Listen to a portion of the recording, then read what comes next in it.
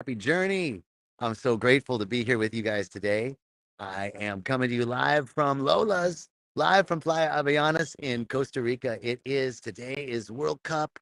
Costa Rica is playing in the World Cup right now. And I'm so excited to be here with you guys and to have this opportunity to share with you a little bit about what's going on. Right now at Rhythmia, I'll tell you what's going on. Amazing. Men's Week this week at Rhythmia. I got to be the guest speaker. It was off the hook. I was so honored to be the guest speaker. And we talked about this topic, the shame blame cycle. But the most amazing thing was I was at Rhythmia today. I saw these men that came to Rhythmia. Some of these guys were their last straw. So many of them said, "This was my last hope." And they are smiling and happy and connected and together today more than ever before in their lives. It's amazing.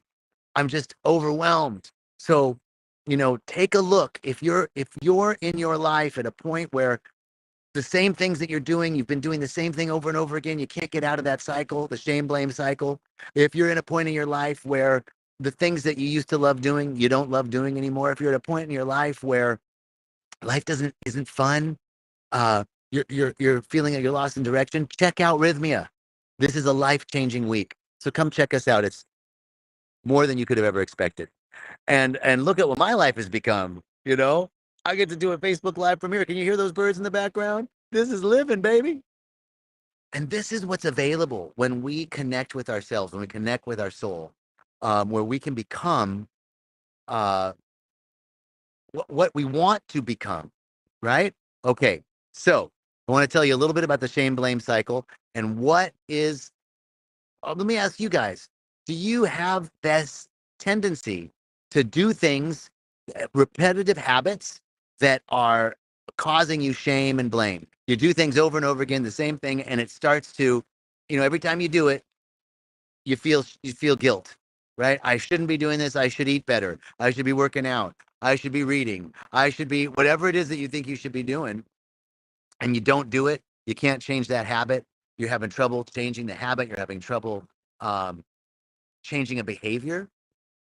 And every time you do that same behavior, you feel guilty. There's actually a physical addiction to the emotion of guilt. Our body gets addicted to emotions in the same way it gets addicted to drugs. These guilt emotions trigger the release of cortisol and adrenaline and tend to, the body actually pulls us back into these behaviors because it wants that same hit. It wants that same uh, hit of that adrenaline and that cortisol. So there's actually a physical component to this. In addition, in addition to this, there's our mental landscape, right? What we're saying to ourselves about ourselves.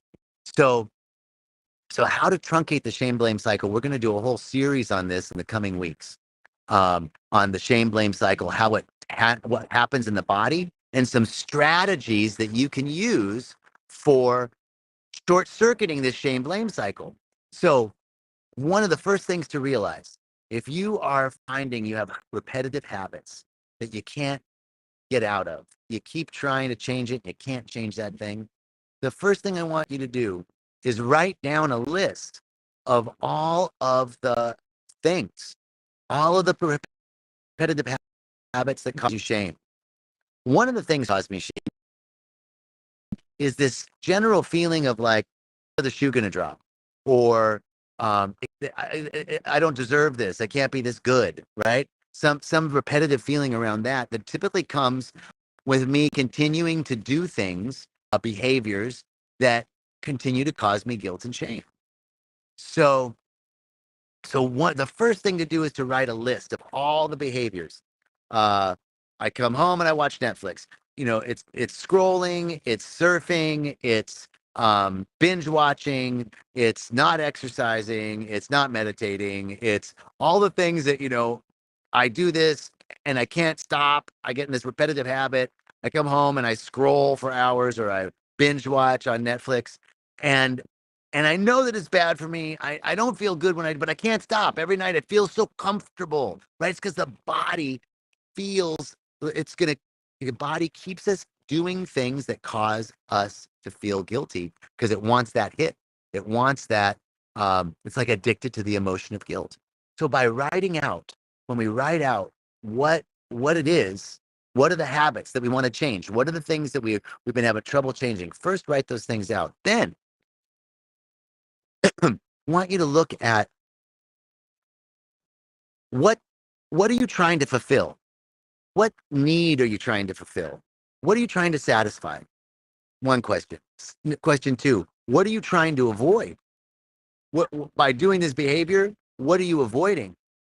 And then three, what do you want and what do you need? What do you really want and what do you really need? By identifying these things, we begin to get a sense of, oh, if I'm watching Netflix because I just want to relax, I just want to feel comfortable, I just want to chill, right? Well, maybe there's other behaviors that we can start, you know, folding in that will still give us that need of wanting to relax. But first, we got to realize, what are we doing? Why are we doing it? What are we trying to fulfill? What are we trying to avoid? What want or what need is trying to be satisfied in doing this? So that's the first piece. The second thing is that we need to develop a support group. We need to develop cooperative, reciprocal relationships with individuals in our lives and tell them about this. So if you have some habits, we're coming up to the new year. So we're going to be talking about this for the next few weeks, right? And a little bit more in depth. Today, I have this great opportunity to be here and I wanted to share with you. So um, develop, start thinking about who are the people in your life that you want to share this with and that you want to ask to join you in this process, right? What other people? You got to have a buddy, a sister, a brother, a spiritual sister, a spiritual brother, someone who's your compadre that you say, hey, look, I know you got some things that you want to change. I know I have some things that I want to change. Let's do this together. Let's write this list together. Let's look at what needs we're trying to fulfill, what needs we're trying to satisfy. Let's look at what we're trying to avoid. And then let's hold each other accountable. Let's create a structure. Let's create a container together to help us overcome this together. And here's the thing. It's not about never doing these things again, because if you do them, you got to bring a huge chunk of compassion to this process. You have to have compassion for yourself because nothing in and of itself is good or bad, right? It's like watching Netflix isn't evil, right? But it's the guilt and shame and what we're trying to avoid that has it be a problem. So when we start to want to change these patterns, we have to bring a big chunk of compassion to ourselves so that we are not reinforcing those guilt and shame patterns all at the same time, right? We want to bring a big chunk of compassion so that if we do those patterns again, it's like, oh, okay, let me. So here's an example. Tobacco is one for me. Like I'm really good. Uh, I don't smoke during the day, but after work, after a long day, after dinner, I like to have a tobacco, a cigarette, a hand roll, organic cigarettes, blah, blah, blah. What I've noticed is that sometimes after I teach a class, after I teach a big workshop, I want a cigarette. And I feel guilty because it's not evening time. And I have my rule, like 1, 2 max after dinner. That's what you can have. Hand rolled, organic, right?